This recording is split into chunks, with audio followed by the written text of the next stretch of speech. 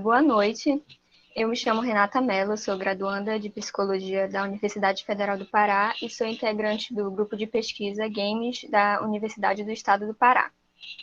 O meu trabalho é o machismo expresso no eSports, as gamers no cenário competitivo do League of Legends, e esse trabalho foi orientado pelo professor Paulo Delage e pela professora Eline Beckman.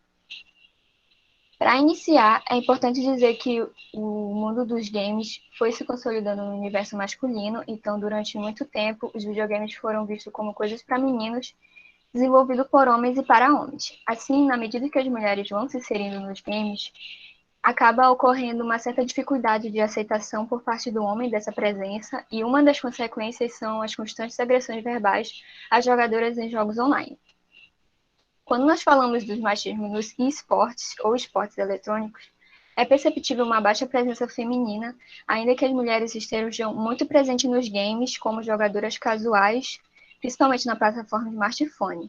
Mas é perceptível que esse espaço ainda é majoritariamente masculino.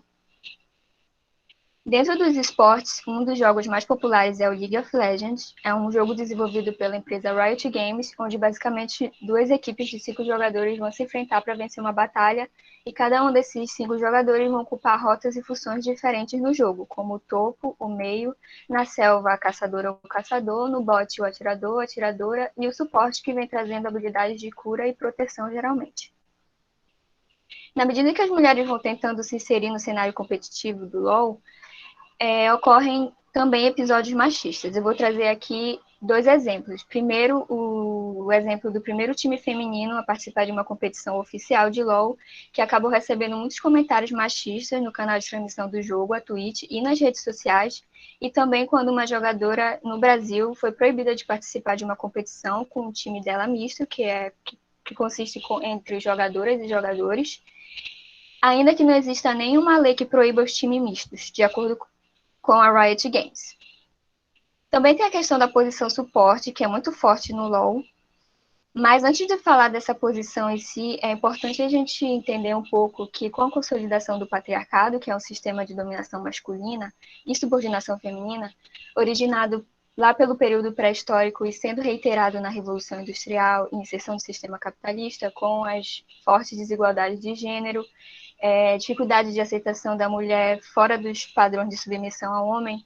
Então, nesse processo histórico, a mulher acabou sendo muito ligada ao mundo privado do lar, do amor e do cuidado ao outro, enquanto ao homem aquele papel de líder, provedor e autoridade. Assim, transpondo essa concepção ao LoL, é muito comum que as mulheres acabem sendo muito ligadas à posição suporte, por ser uma função de posição, uma posição de função de sombra do outro, sem muito protagonismo e liderança, e considerada mais fácil pelos jogadores. E isso está muito ligado a um dos principais preconceitos e agressões às mulheres em jogos online, é de que elas não são capazes de jogar, e acaba reforçando essa concepção de mulher como cuidadora. É importante dizer que o machismo engloba diversas violências contra as mulheres, como a violência psicológica, a violência simbólica e o assédio sexual, e essas violências trazem impactos psicológicos às mulheres, como desequilíbrio, sofrimento mental e traumas, e influenciam na construção de subjetividade das mulheres, abalam a autoestima e trazem o sentimento de inutilidade e incapacidade. Essa pesquisa é do tipo exploratório, de abordagem qualitativa. O levantamento de dados foi por meio de entrevistas online, e o roteiro semi-estruturado utilizado continha perguntas sociodemográficas do perfil como jogadoras e experiências machistas.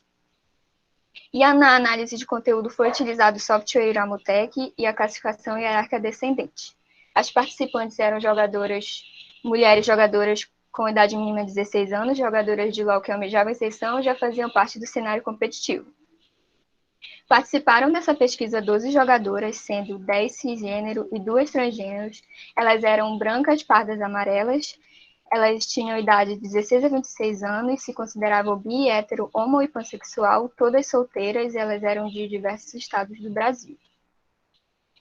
A maioria delas joga entre 6 a 8 anos, e enquanto as rotas e funções que elas ocupavam em time, a maioria ocupava a função atiradora e topo, o que contrapõe o estereótipo de que mulheres só jogam na posição suporte. E uma das hipóteses que a gente traz aqui é que todas essas que alegavam estar em times eram times femininos, então isso nos leva a pensar que elas tinham maior liberdade de ocupar outras rotas do que em times mistos.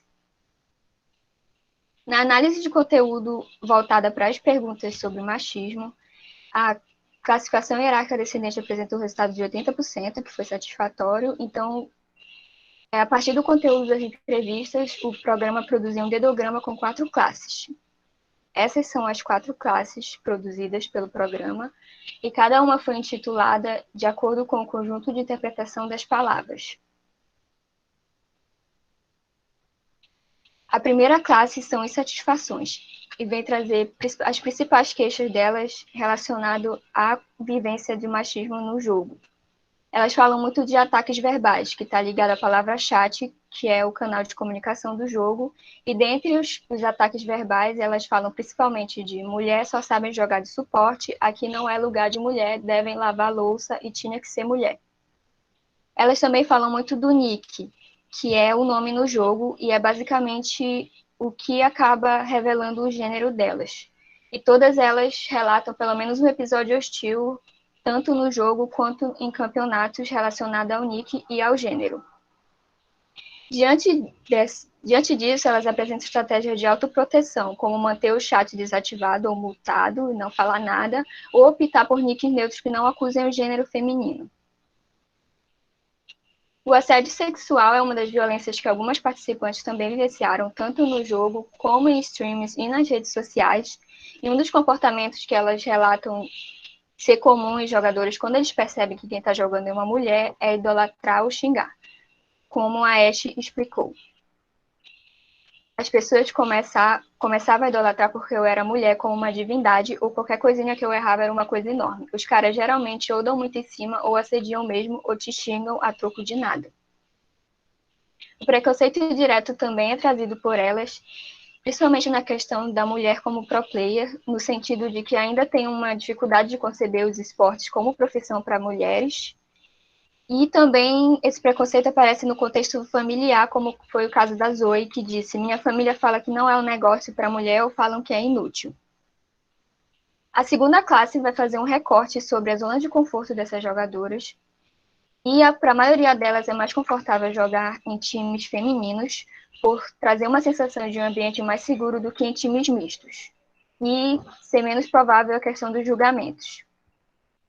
Para algumas também é mais confortável jogar com amigos.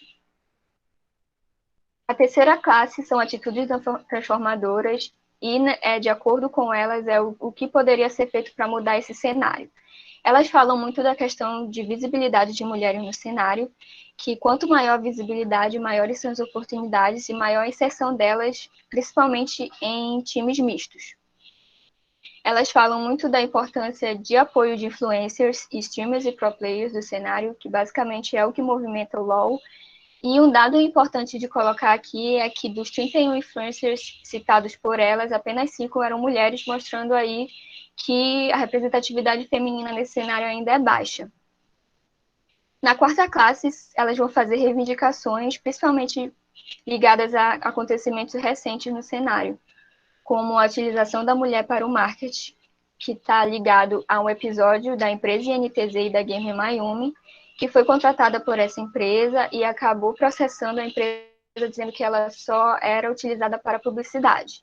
Então, esse episódio aparece muito aqui como um ato que deturpa a concepção de inclusão de jogadoras no competitivo, e dentre as críticas que elas fazem, a Ashe explicou: colocar a mulher muito como se fosse capa, ao invés de mostrar o conteúdo. Usar a mulher como se fosse um atrativo, sabe? Uma coisa muito visual, mulher sempre objetificada. Nas principais reivindicações direcionadas às empresas do cenário, elas falam muito que é a importância da inclusão, mas uma inclusão que respeite o potencial das jogadoras e pense na permanência e suporte para elas. O cenário inclusivo, na fala da Tristana, é oportunidade de igual para igual e não só charlar como um mero adorno.